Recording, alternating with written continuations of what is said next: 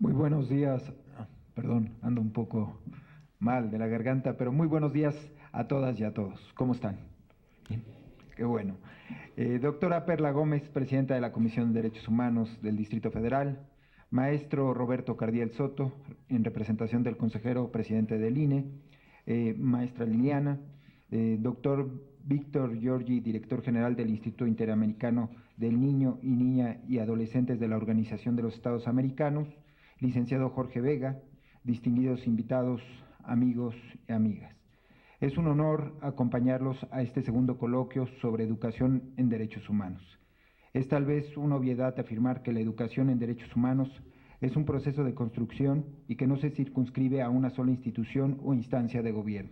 Al contrario, es una labor conjunta que requiere el concurso de los esfuerzos de gobierno, sociedad civil organizada y ciudadanos. De ahí lo significativo de este evento. Quisiera comentar con ustedes tres temas que para mí son fundamentales. Primero, el derecho a la educación, las premisas que no hay que perder de vista. En segundo término, la importancia de la educación en materia de derechos humanos. Y tercero, exponer con ustedes de manera muy breve, seré breve, cómo se da en la práctica ese ejercicio de los derechos humanos. En principio, la premisa sobre la cual es importante reflexionar es que sin duda alguna la educación es un derecho que debe ser accesible a todas y a todos, independientemente de su edad, género y condición social, porque de lo contrario restringe significativamente la libertad de las personas, limita el ejercicio de sus derechos políticos, sociales, económicos, ambientales, culturales y afecta de manera importante la autonomía y dignidad personal. Sin embargo, hay una realidad insoslayable.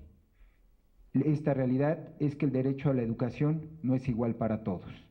Hoy, el origen socioeconómico de nuestras niñas y niños, de nuestros jóvenes, determina sus trayectorias no solo educativas, sino también laborales, y es importante no perderlo de vista. Como lo indican algunos estudios, ser pobre en México es una garantía de que al finalizar la trayectoria educativa no se han desarrollado siquiera las competencias básicas como debería de tenerlos cualquier niño que acaba la primaria, cualquier niño que acaba la secundaria. Entonces, al ser esta una cuestión elemental, nuestras políticas deben estar dirigidas a construir en un tiempo razonable un piso común, una plataforma de salida igual para todas, tanto en términos educativos como en condiciones materiales, culturales y de bienestar social, que le garantice a toda persona su derecho a la educación. La educación es un proceso continuo, lo digo de manera muy clara. Debemos enfocar nuestros esfuerzos para que la pobreza y la desigualdad no sean determinantes en las trayectorias educativas de las niñas y los niños, de los jóvenes de esta ciudad. ¿A qué hago referencia con esto?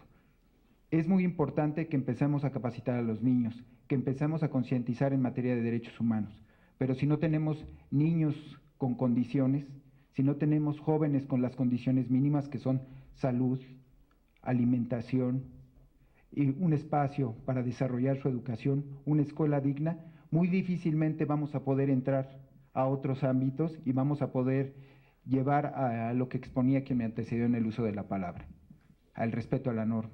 Tenemos que atacar y reconocer que hoy en nuestro país la pobreza es una determinante no solo para la educación, sino para el ejercicio de derechos. Ahora bien, salvada esa premisa, debemos entonces preguntarnos ¿por qué educar en derechos humanos a nuestros niños, jóvenes y adultos? ¿De qué sirve este ejercicio de formación cívica? En principio, la educación sobre los derechos humanos es imprescindible para su entendimiento, ejercicio y el respeto de los mismos. Solo un pueblo que conoce y entiende sus derechos sabrá exigir su respeto y se comprometerá a luchar por ellos. La educación en derechos humanos es una educación centrada en el aprendizaje significativo. Esto es, porque un proceso que parte de la persona y se fundamenta en su propia interioridad, en cada persona es el eje de la educación y cada persona es constructora de sus aprendizajes. La práctica educativa entonces debe partir y recoger los intereses, las necesidades, los sentimientos y competencias de cada uno. La educación en derechos humanos tiene a su vez un aprendizaje integrador, es decir, un aprendizaje que compromete al ser total, a su intelecto, su cuerpo, su afectividad, su ser vivencial, su ser individual y social. De ahí que para que se produzcan aprendizajes significativos e integradores relacionados con los derechos humanos, será necesario crear las condiciones, humanizar la práctica educativa, creando condiciones en que las personas aprendan a ser solidarias, viviendo la solidaridad, a ser justas, viviendo experiencias de justicia, aprendan a estimar y a estimar a los otros, siendo ellas mismas estimadas y queridas. Buscar estos aprendizajes y concretarlos en la realidad son los verdaderos desafíos que enfrentamos como sociedad. Contar con las metodologías y herramientas para formar seres humanos comprometidos con la construcción de una vida más humana para sí mismos y para los que los rodean. Para finalizar, me gustaría comentar con ustedes un ejemplo de cómo el interiorizar, el tener claro el ejercicio de nuestros derechos humanos puede cambiar muchas cosas. Trato de resumirlo muy rápidamente. En el estado de Michoacán se hizo una reforma a la Constitución local. En esa reforma se estableció que la educación sería gratuita, laica, gratuita, en todos los niveles. Acabó el mandato de ese gobierno, incluso previo a acabar, para hacer efectivo ese derecho, suscribe el gobierno con la Universidad Autónoma del Estado un convenio para suministrar los recursos y hacer efectivo ese derecho al nivel superior. Queda esa disposición, queda ese convenio. En la siguiente administración ya no dotan de esos recursos a la universidad o le restringen el recurso. ¿Qué sucede? Que una de las alumnas de la universidad, al llegar, le exige, no a una de las alumnas, a los alumnos en general, al ya no contar con el recurso, la universidad establece de nueva cuenta el tema de cobrar cuotas para compensar el tema del recurso que ya no recibía. Bueno, esta alumna acude a promover un amparo reclamando lo que dispone la Constitución, es decir, haciendo alusión al derecho a la educación y a la gratuidad de la misma. En ese caso, el juez acaba por darle la razón y le dice que efectivamente la Constitución consagra su derecho a la educación y que por tanto le queda eximida de pagar cualquier peso por el derecho a la educación. ¿Qué quiero decir con esto? Que el ejercicio de los derechos parte de nosotros, el conocerlos, el saber cuándo aplicarlos. ¿Y qué generó esta chica con este antecedente? Que varios de sus compañeros acudieran a demandar ese derecho a la educación. No paró ahí.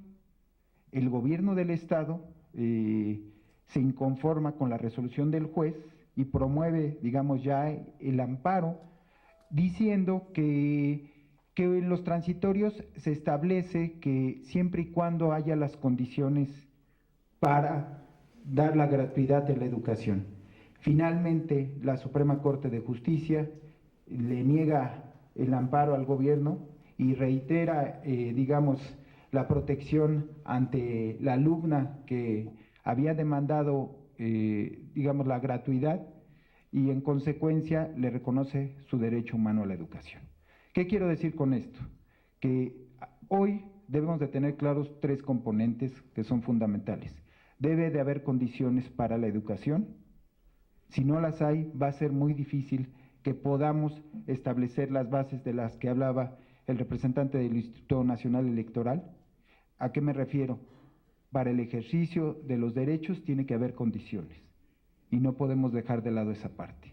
En segundo término, tenemos que interiorizarlos, tenemos que asimilarlos y tenemos que extenderlos y no verlos como un esquema que conocen pocos y un ejercicio que hacen solo los abogados especializados. Tenemos que romper con esa barrera. Y tercera, es a partir de estos pequeños casos que las cosas cambian. Solo reflexionemos hoy cómo fue que pasamos de garantías individuales a derechos humanos. Quiero recordarles que fue a partir de un solo caso, ¿no? Bueno, de muchos casos, pero un caso fue el que desencadenó el cambio constitucionalmente hablando. Es por eso la importancia de este coloquio. Yo hago votos porque alcancemos los objetivos que nos hemos trazado. Es el segundo año en que se realiza. Tengo la seguridad de que así va a ser y, por supuesto, que festejo este tipo de eventos. Muchas gracias por su atención.